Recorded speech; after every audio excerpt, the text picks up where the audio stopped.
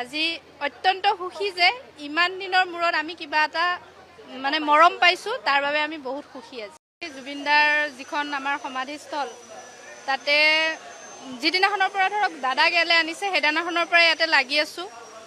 দাদাৰ হিচাপে আমি দাদাক সেৱা কৰি আছোঁ। তাৰ হিচাপত আজি যে আমাক মুখ্যমন্ত্ৰী ডাঙৰীয়া ইমানখিনি মৰম যাচিলে, তাৰ বাবে আমি মুখ্যমন্ত্ৰী ডাঙৰীয়াক ধন্যবাদ জ্ঞাপন কৰিছোঁ। আৰু আজি অত্যন্ত সুখী যে ইমান দিনৰ মূৰত আমি কিবা এটা মানে মৰম পাইছোঁ, তাৰ বাবে আমি বহুত সুখী আজি। আৰু এই আমাৰ ঠাইখিনি শ্মশানটো আমাৰ আছিলে ৰাইজৰ।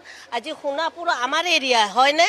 আজি ইয়াত যদি অসমত কোনোবা বাহিৰৰ মানুহ আহে, আমি যদি মান দিব নোৱাৰোঁ, সন্মান দিব নোৱাৰোঁ আমাৰ অসমখনৰ, কেনেকৈ হ'ব? আজি জুবিনৰ নাম য'ত ত'ত হৈ আছে। আজি জুবিনে কি কৰা নাই?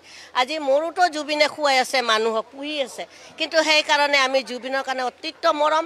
কিন্তু আমি টকা পইচাৰ লোভ নাই আমাৰ, নিদিলেও আমি খুচি আছিলোঁ। তথাপি আজি তপনে আহি পেলাই আমাৰ ল'ৰা নিচিনা তপনে তেওঁ আমাক দিলে কিবা এটা, আমি অত্যন্ত সুখী।